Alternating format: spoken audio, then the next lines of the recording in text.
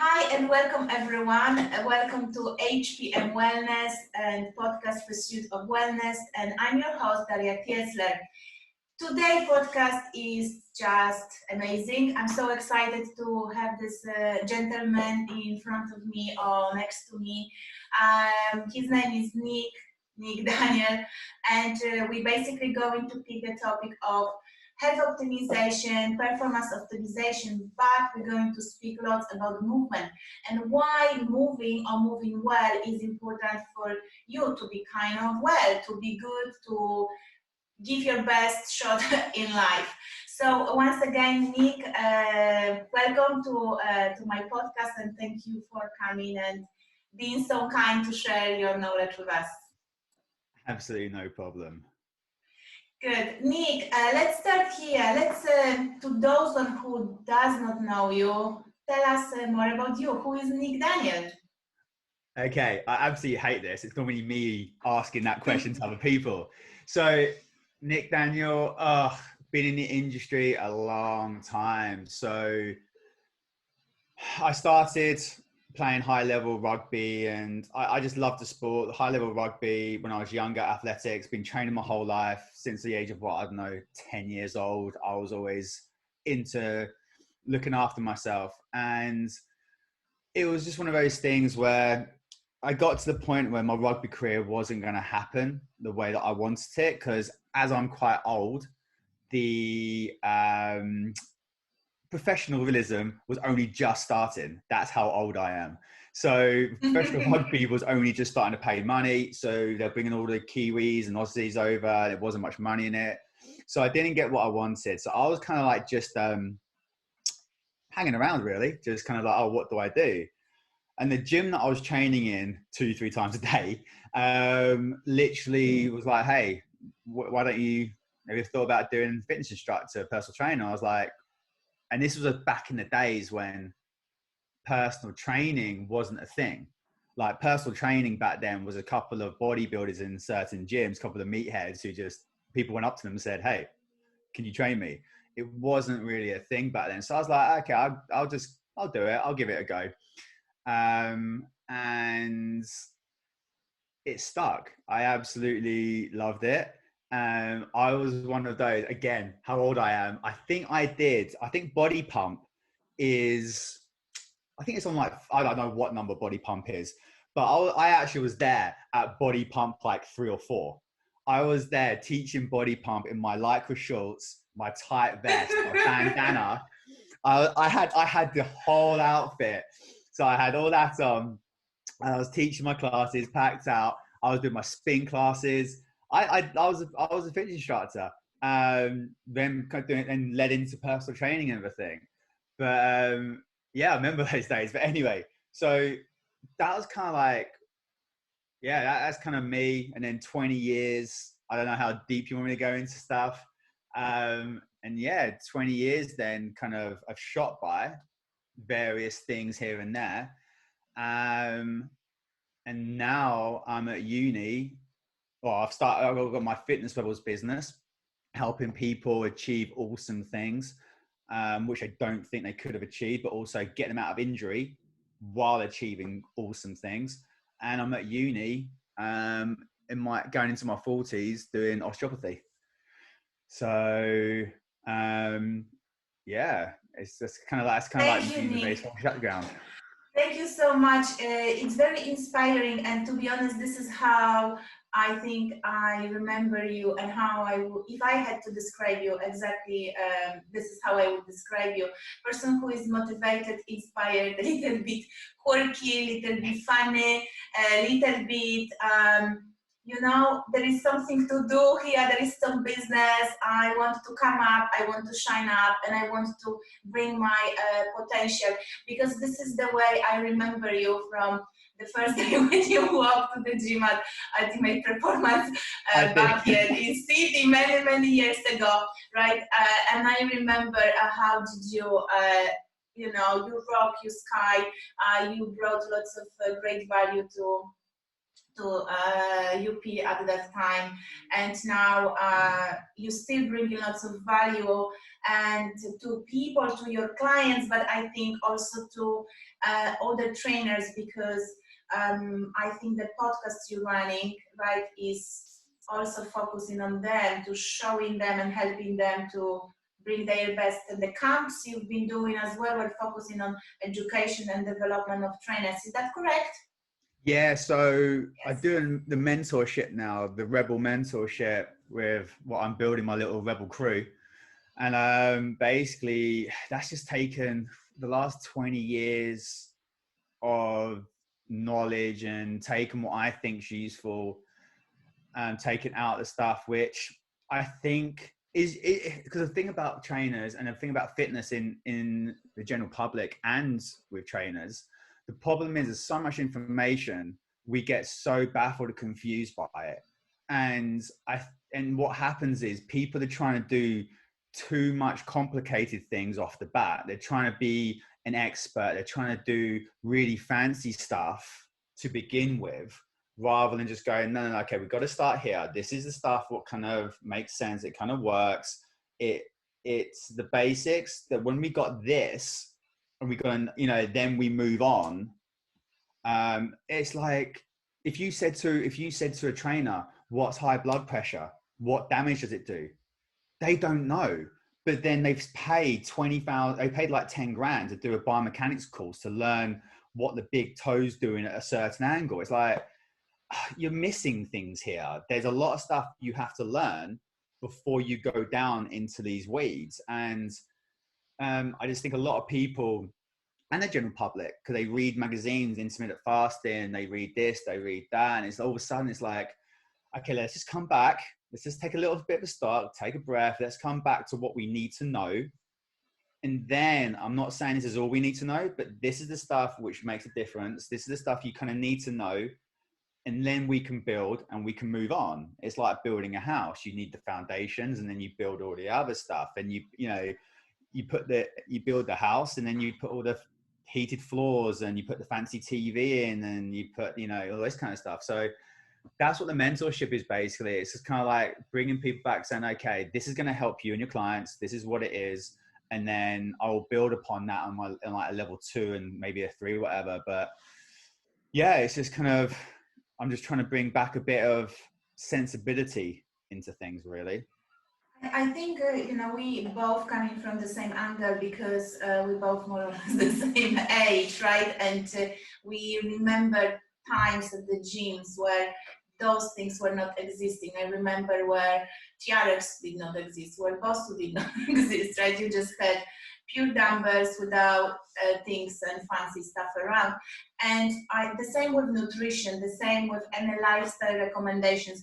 It's just basic foundations. So I kind of get you, and I believe same as you that we're missing that part, and many trainers has to come back to basics and think of basics that basically create the human body and how body moves, as we're going to move on now, or how body digests, or how body, I don't know, repair, right? They're basics, right? Sleep, digestion, recovery, right? And they need to remember about that, as well as clients, as you mentioned, when they're reading magazines, Yeah. Yes. And that's the thing, like the social media has got a bit of an issue with it, because people that are trying to push themselves and advertise themselves. So what's happening now is that people are trying to shine out on social media by trying to be really fancy and thinking they have to know X, Y, Z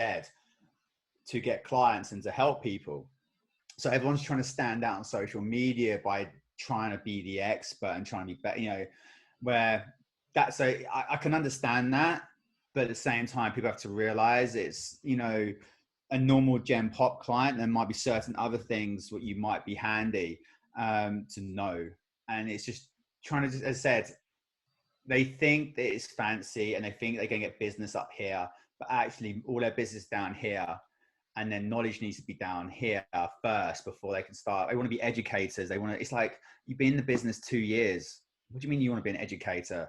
The educator should have Yes. 20 years experience. They've been there, they've done it. Because the Yes. one thing what people don't understand more than anything, like science is fantastic. And like you said, there was the, posture and all that kind of stuff when we started, it was kind of around, but it was very, very, how do I say this? The thinking process was so Neanderthal. It was like so basic. It was too simple. And science has come and it's created some amazing things in our industry. But the problem is, what a lot of people are forgetting is that a lot of this stuff is intuition. It's the gut feeling. It's that kind of like when you see someone in front of you and you're like, do you know what? I'm going to do X, Y, Z. And they're like, oh, why that? I'm going, I don't know. Oh, you kind of know, you kind of have an idea from the science aspect, but it's a gut feeling that is going to actually make them feel better, or that's going to help, because the intuition of a human being. And that's the thing what people miss is that coaching skill, which takes years to build. It's the intuition.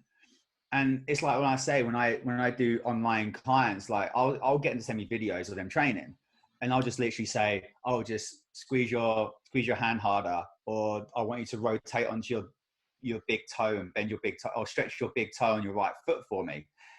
And all of a sudden their movement's better. Now, that's taken 20 years for me to be able to see someone with a rubbish camera on the other side of the gym film themselves at a really bad angle, for me to see what's going on in their movement to such a minute detail. But then you get all these other trainers are coming in trying to do that with only a year of experience, and people are forgetting experience. To me, experience trumps most things. As long as you're educated and you keep educating yourself, experience is like, oh, you can't beat it. And that's the one thing a lot of people forget. So they're just trying to jump like 10 levels. They're trying to, it's like a computer game. They're on level 1. They're trying to find the keys and the passwords and the cheats, the little cheats you used to get to like jump to the last level to beat the boss. But then they can't beat the boss because they haven't actually learned the skills to beat them. And it's like that in our industry. Everyone's trying to find that password to get to the top level without putting the work in, which end of the day is not going to last. Nick, you're talking so big stuff here, and I think that's also would be working with a recording with Umar Malik that I've done just a few days ago. And the question was, we were discovering what is missing, or what is essential and missing essential from holistic body transformation. And we were a little bit discussing both sides, side of client and side of personal trainer or coach. And you mentioned the skill of listening yourself and the skill of going with gut feeling and going with your intuition. Because I think there is so much description in the industry happening right now, and we're forgetting that we actually human as a trainers, and we working with human, and we have all these necessary hearings and senses that are going to enable us to, even we don't know, but maybe we're going to know. But as you said, then you've got experience, you've got education, and over years you are building this beautiful portfolio of stuff, right? But yeah. I think, as you said, we all have to wait for experience. We can educate ourselves, but we cannot forget that we actually intuiting humans, and we have our gut feelings. That's big, deep conversation here, and probably we will be able to keep talking about that, right? I love it. And the thing is, it's like, I use a couple of examples. I had a client who, he just texted me a few things. Like it was, I don't know, a few things he texted me. I can't remember off the top of my head. And it was nothing specific. And I just went, okay, I've got you. And he just sent me back a few question marks. And the next day I kind of adapted his program slightly. And he done it. And he was like, oh shit, this was fantastic. I'm loving my training. I've got my passion back and X, Y, Z. It's because he didn't ask for a program change. He didn't ask for anything. He didn't even say anything about training. but it was a couple of his questions and the way that he was asking the questions. This is over text. I knew that I had to just ramp things up slightly. I had to excite him again. And within a couple of days, I got that message saying, you know, holy crap, I'm loving it. I'm back in this, blah, blah, blah.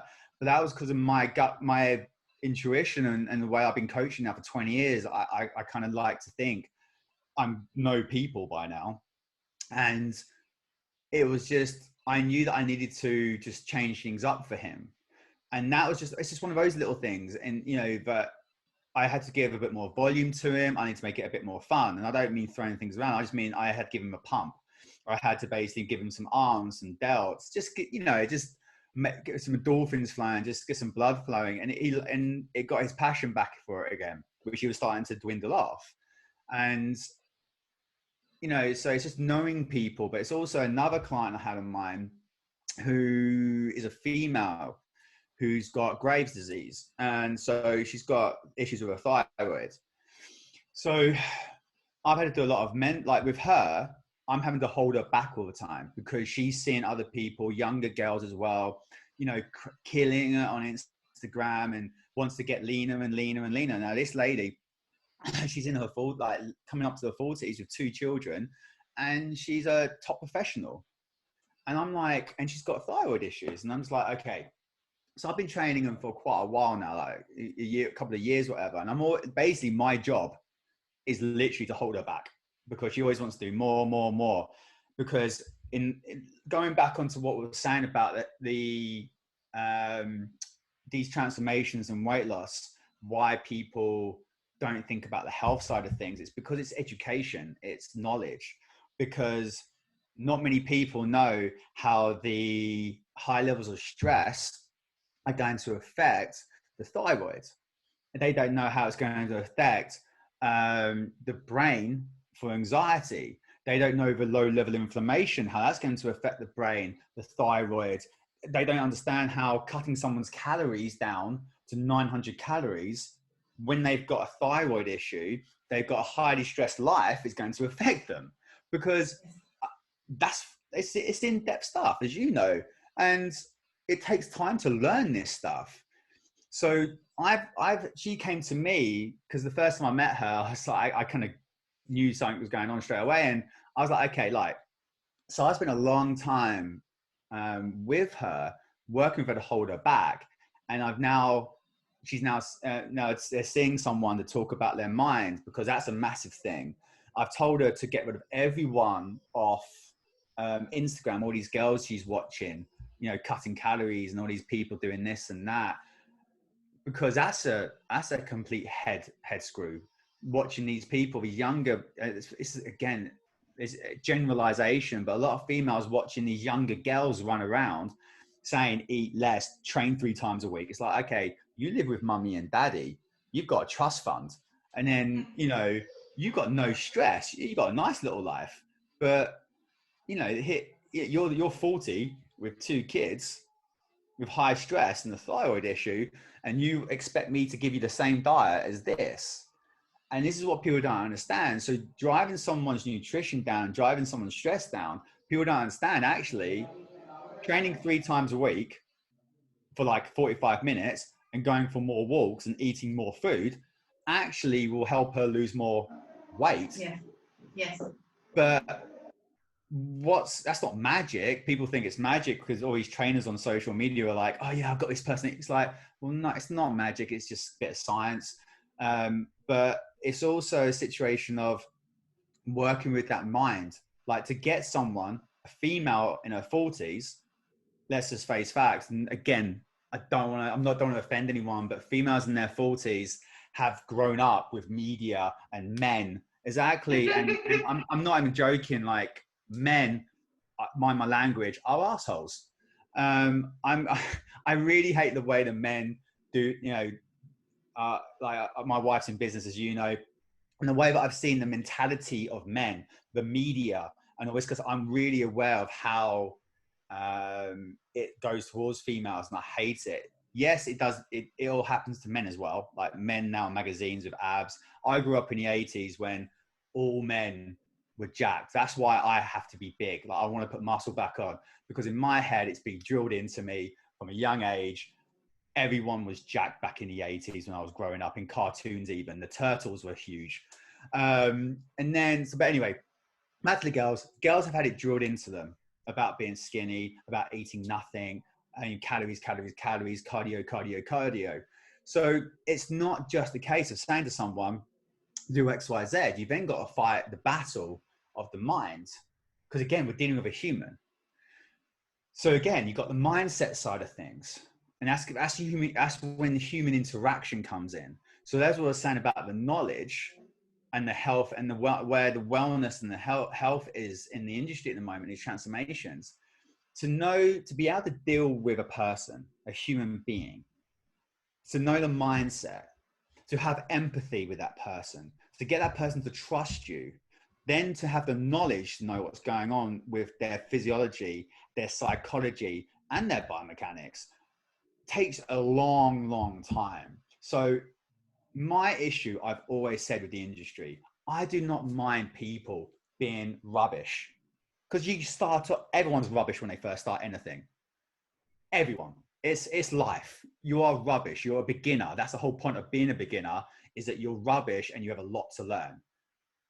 But what annoys me is when you've been in the industry 10 years and you're still rubbish, and you haven't opened a book for 10 years, or you haven't tried to be better. That's all I ever care about, is trainers, or any therapists. Even therapists can be just worse, probably, to be honest with you. People just want to be better. I want to help people. And you can tell the people who are in it to help people. You can tell people who are in it to have an ego rubbed, and you can tell the people who want to do it just for the money. And our industry lacks the people who are honestly in it to help people, I honestly feel. And that's the difference. Because if you're always like, someone, I know you're like this, because back in the days of the old gym we used to work out at UP, I know that if we'd sit there discussing some in-depth things, would sit there and go, if I wasn't getting and I know you're like this, if I don't get a result with a client, I don't just go, oh, well, I literally lose sleep over it. I'm like, okay, what is this happening? I was reading up to last night. It was about 10:30. And I was still trying to work out the connection between the phrenic nerve and the trigeminal nerve in the face, because there's some kind of connection. I read something which sent me down a rabbit hole. So I was just trying to I was reading this study about 5 or 6 times last night, trying to understand this. But as I said, this is like, I know you're like that, and that's the kind of people which we want to change. We want to change industry. We want to help people. I want to be that person to fit. People can't get fixed. They come to me, and I know I can help them.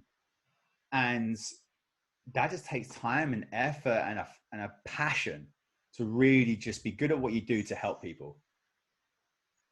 I think, Nick, listening to you,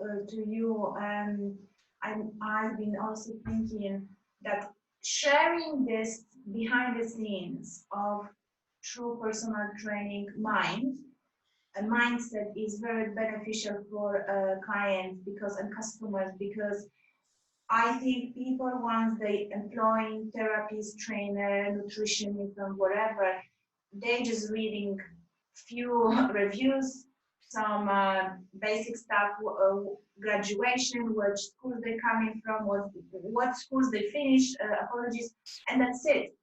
Because you cannot really know more.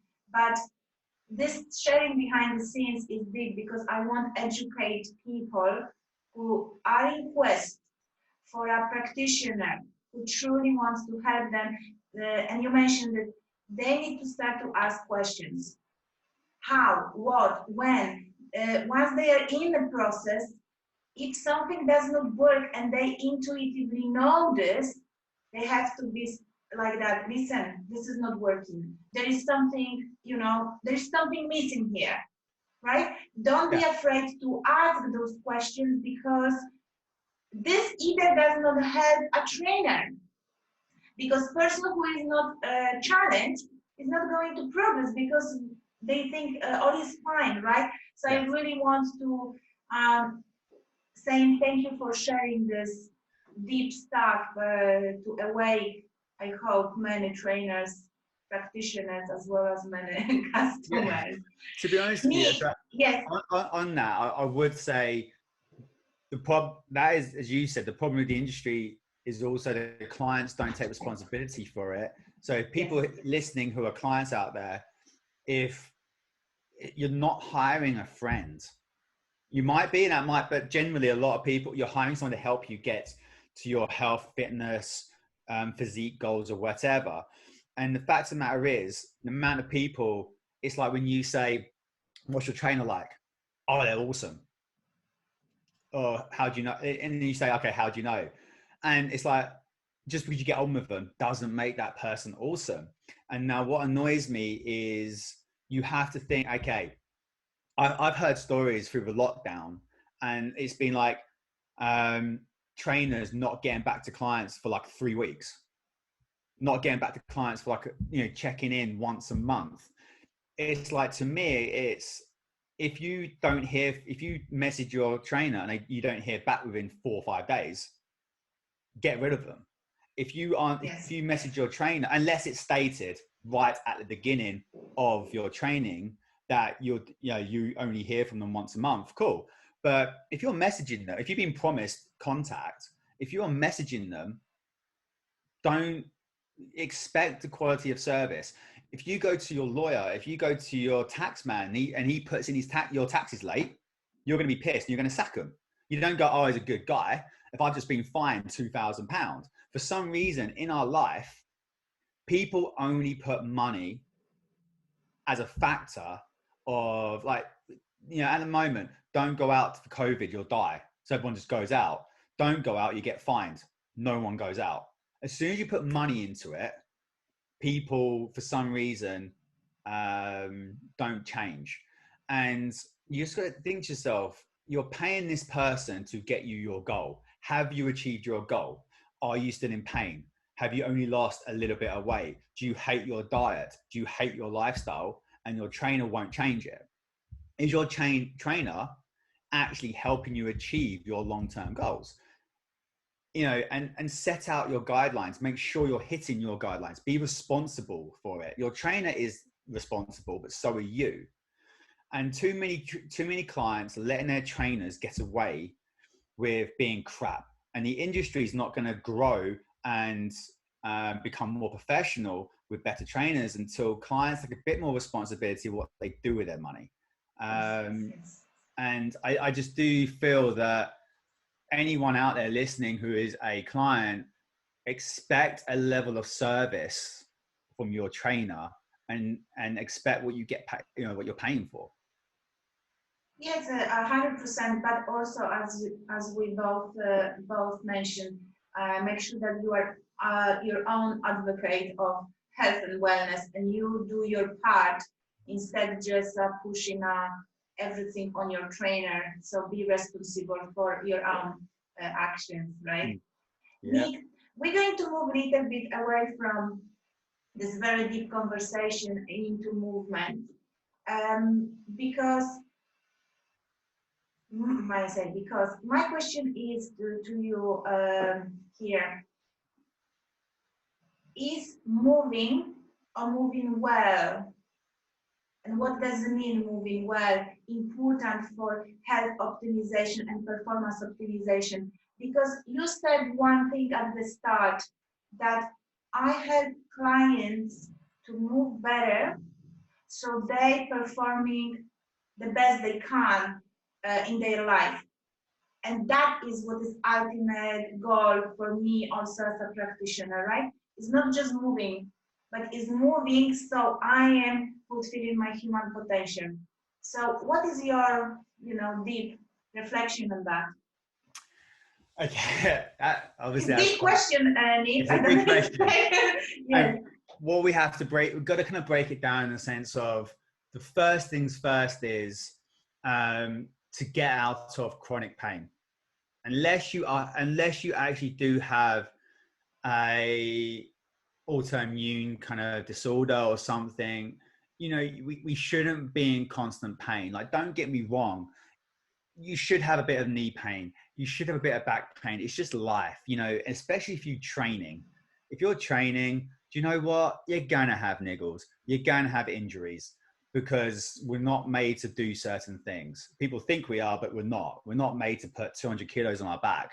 We're not made, you know, to do all the things we do in the gym. We're not. So we're going to get little niggles. We're going to get things. So that's fine. I don't mind that. But it's when you get to the point where I had a client who came to me because in the gym they were lifting heavy weights, but then he couldn't even pick his child up, you know, because he bent over and his back was in agony.